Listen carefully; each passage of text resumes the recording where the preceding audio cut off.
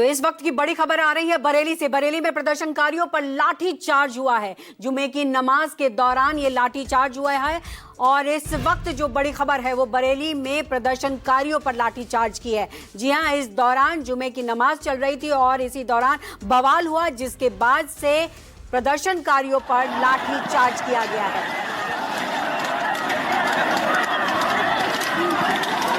अरे भैया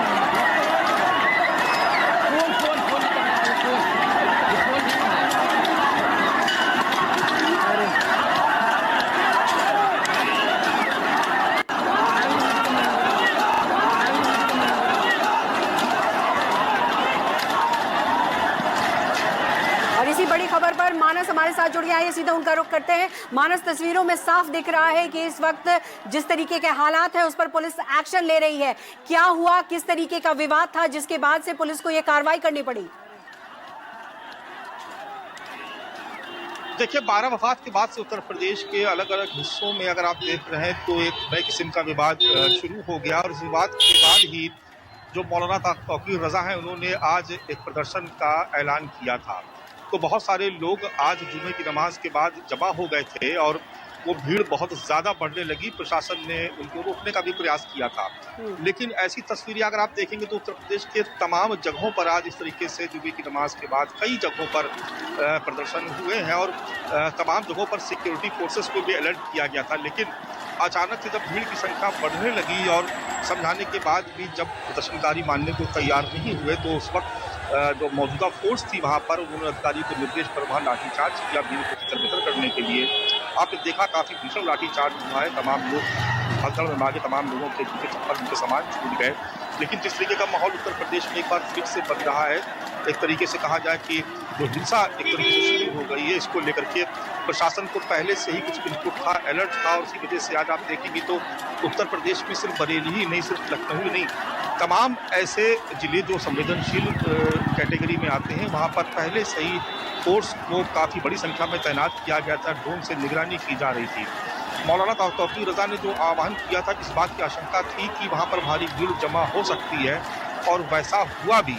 और भीड़ जब जमा हुई तो भीड़ थोड़ी देर बाद बेकाबू होने लगी और बाद में जो प्रशासनिक अधिकारी उनका कहना है कि भीड़ को कंट्रोल करने के लिए उनको लाठीचार्ज करना पड़ा। जी मानस, और इस बीच में ये भी हम समझना चाहेंगे क्योंकि लगातार ये भी खबरें आ रही थी कि पुलिस लगातार लोगों से अपील कर रही थी कि वो इस तरीके से भीड़ इकट्ठा ना करें और साथ ही साथ ये भी समझाने की कोशिश कर रही थी, लेकिन लोग वहाँ मानने को तैयार नहीं थे। ऐसे में जो ये एक्शन हुआ है उसके बाद की तस्वीर क्या है? देखिए, फिलहाल तो वहाँ से भीड़ को तितर-बितर कर दिया गया है। वहाँ से जो प्रशासनिक अधिकारी थे उन्होंने चारों तरफ से मोर्चा संभाला। भारी संख्या में पुलिस फोर्स को तैनात किया गया। लाठीचार्ज के बाद क्योंकि भगदड़ मची, लोग इधर-उधर भागने लगे। अब पूरे इलाके में भारी संख्या में, बहुत बड़ी संख्या में पुलिस फोर्स को तैनात किया गया है और फिलहाल जो भीड़ है वो वहाँ से छट चुकी है। लेकिन जिस तरीके के हालात वहाँ पर बने हुए हैं उसको देखते हुए अभी भी वहाँ पर बड़ी संख्या में प्रशासनिक अधिकारी मौके पर ही मौजूद है और कोशिश की जा रही है कि उस पूरे इलाके में जो शांति व्यवस्था है उसको कायम किया जाए और जो वहाँ के जो बड़े बुजुर्ग जो वहाँ के उस इलाके के लोग हैं उनसे भी बातचीत करके इस पूरे मसले को शांत करने की कोशिश की जा रही है। लोगों से अपील की जा रही है कि वो इस तरीके के प्रदर्शन में बिल्कुल भी शामिल ना हो और अपने अपने घरों में रहें। जी मानस, यहाँ ये भी हम आपसे जानना चाहेंगे, जैसा कि आपने कहा कि कई जिलों में ऐसे हालात बनते हुए भी दिखाई दे रहे हैं, तो क्या जिस तरीके से लाठी चार्ज हुआ है क्या कुछ गिरफ्तारी भी हो सकती है?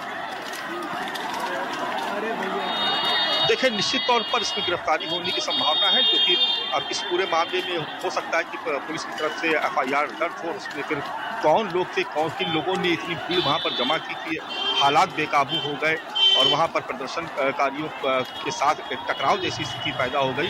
तो निश्चित तौर पर इसके लिए कुछ लोग जिम्मेदार होंगे। जांच का विषय इतना ज़रूर तय है कि इस मामले में पुलिस कोई ना कोई सख्त कार्रवाई करेगी और अगर FIR दर्ज होती तो निश्चित तौर पर गिरफ्तारी भी होगी। जी मानस, हम तस्वीरों में देख रहे हैं कि बहुत ज़्यादा संख्या में लोग थे, लाठीचार्ज हुआ, ऐसे में बहुत लोगों को हताहत भी होने की बात सामने आ सकती है। तो क्या कुछ वहाँ एम्बुलेंस वगैरह भी बुलाए गए हैं क्योंकि काफ़ी संख्या थी यहाँ लोगों की?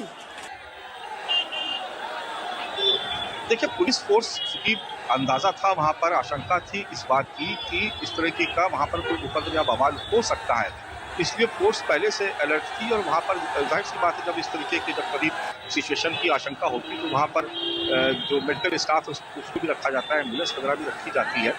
तो निश्चित तौर पर बहुत सारे लोग इसमें घायल भी हुए होंगे, उनको अस्पतालों में पहुँचाया भी गया होगा। लेकिन अभी जो मौजूदा स्थिति है वो कुछ इस तरीके की हो गई थी कि वहाँ पर किसी को कोई समझ में नहीं है, क्योंकि अचानक से जब भीड़ बढ़ना शुरू हुई तो कुछ ही समय में, बहुत ज़्यादा समय लगा, कुछ ही समय में वहाँ पर बहुत बड़ी तादाद में लोग प्रदर्शनकारी जमा हो गए। और जो उस वक्त उनको कंट्रोल करना पुलिस के लिए एक बहुत बड़ी चुनौती थी। उसमें से कुछ जो लोग थे वो बेकाबू हो रहे थे, लिहाजा उनको वापस जाने के लिए कहा गया। इसी बीच में लाठीचार्ज करना पड़ा, क्योंकि लाठीचार्ज ज़बरदस्त तरीके से हुआ। तो निश्चित तौर पर लोग चोटिल भी हुए होंगे, घायल भी होंगे, उनका इलाज करवाया जा रहा होगा। लेकिन फिलहाल जो मौजूदा स्थिति है वो ये है कि वहाँ पर जो भीड़ है उसको नियंत्रित करने की जिस तरीके से लाठीचार्ज किया गया, उस पूरे इलाके को खाली कराया गया। वहाँ पर बड़ी संख्या में पुलिस फोर्स के साथ वहाँ पर प्रशासनिक अधिकारी तैनात किए गए और फिलहाल वहाँ पर कोशिश की जा रही कि हालात फिर से सामान्य हो जाए, क्योंकि उस पूरे इलाके में एक तरीके से इस घटनाक्रम के बाद वहाँ पर भी दहशत का माहौल है। तो लोग अपने घरों में रहें और जो जरूरी काम उसके लिए बाहर निकले, अनावश्यक भीड़ न जमा हो, इसलिए प्रशासन वहाँ पर लोगों को समझा रहा है और धीरे धीरे कोशिश की जा रही है कि सब कुछ सामान्य तरीके से फिर से शुरू हो जाए। जी, और ऐसे में मानस ये भी समझना ज़रूरी है कि मौलाना तौकीर को लेकर के क्या कुछ एक्शन हो सकता है। और दूसरा सवाल ये कि जो हालात बने हुए हैं, ऐसे में प्रशासन जो है आने वाले वक्त में क्या कुछ कदम उठाएगा? देखिए, इसमें एक बड़ी इंपॉर्टेंट बात है, वो ये समझने वाली बात है कि अभी कुछ दिन पहले ही मुख्यमंत्री ने एक हाई लेवल वीडियो कॉन्फ्रेंसिंग की, जिसमें पुलिस के साथ साथ प्रशासनिक अधिकारी भी थे। और ये पूरी जो बैठक थी उसका पूरा फोकस ही त्योहार को लेकर था, क्योंकि ये पूरा जो महीना जो शुरू होता है गणेश चतुर्थी से लेकर के पितृपक्ष और नवरात्र, उसके बाद दीपावली तक, ये पूरा महीना ही एक तरीके से त्योहारों का होता है। और ऐसे में इस बात के स्पष्ट निर्देश दिए गए थे कि कहीं कोई अफवाह ना होने पाए, कहीं कोई मिसहैपनिंग ना होने पाए, इसको लेकर के अधिकारियों को निर्देश दिए गए थे। लेकिन इस बीच बाराबाद में जो कानपुर से जो विवाद शुरू हुआ, धीरे धीरे वो न केवल उत्तर प्रदेश बल्कि देश के अलग अलग राज्यों में भी इसकी हमको तस्वीरें देखने को मिली कि लोग प्रदर्शन कर रहे थे। अब उसी में ही तमाम दूसरे संगठन भी शामिल हो जाते हैं। ऐसे में पुलिस फोर्स को एक्टिव रहने के लिए निर्देशित किया गया था। बावजूद इसके अगर इस तरीके की वारदात हो जा रही है, घटना हो रही है, तो कहीं ना कहीं ये समझ में आता है कि प्रशासनिक चूक तो यहाँ पर हुई है। लेकिन इसमें भी शक नहीं कि सरकार के जो अधिकारी उन्होंने अपनी तरफ से पुख्ता बंदोबस्त किए थे, क्योंकि सिर्फ बरेली ही नहीं, चाहे हम अलीगढ़ की बात करें, मेरठ की बात करें, मुरादाबाद की बात करें, लखनऊ, कानपुर, ऐसे तमाम सारे जिले, 75 जिलों वाला उत्तर प्रदेश है, तमाम सारे ऐसे जिले थे जो संवेदनशील या अति संवेदनशील की कैटेगरी में आते हैं। और वहाँ पर सुबह से ही वहाँ पर सुरक्षा के पुख्ता बंदोबस्त किए गए थे। कई जगहों पर तो ड्रोन से निगरानी की जा रही थी कि कहीं मौके का फायदा उठा करके कोई अराजकता कहीं उत्तर प्रदेश को सांप्रदायिक हिंसा की आग में न झोंक दे, इस लेवल तक की तैयारी की गई थी। लेकिन बरेली में चूंकि एक आह्वान किया गया था, तो वहां पर भीड़ जरूरत से ज्यादा जमा होगी। ऐसा नहीं कि छुटपुट प्रदर्शन नहीं हुए, लेकिन जो प्रदर्शन हुए वो बहुत शांतिपूर्ण ढंग से हुए। वहां पर कोई बहुत बड़ी भीड़ नहीं जमा हुई। चंद लोग आए, उन्होंने प्रतीकात्मक रूप से प्रदर्शन किया और वापस अपने घर चले गए। लेकिन जो बरेली में जो घटनाक्रम हुआ, वो एक तरीके से वहां पर भीड़ का जो आह्वान किया गया, तो वहां पर बड़ी संख्या में भीड़ जमा हुई।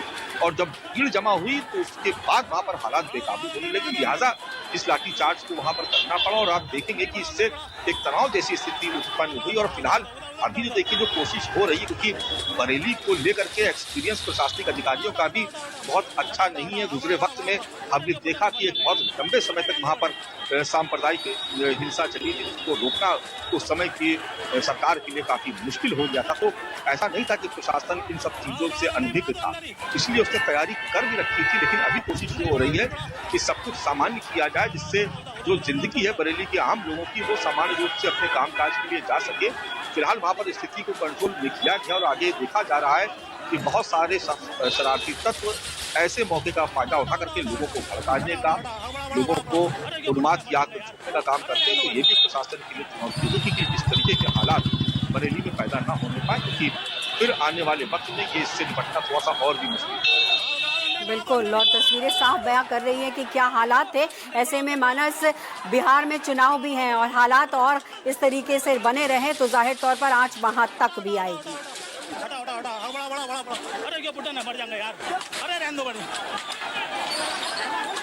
बहुत बहुत शुक्रिया आपका मानस, इस तमाम जानकारी के लिए। नजर बनाए रखिएगा।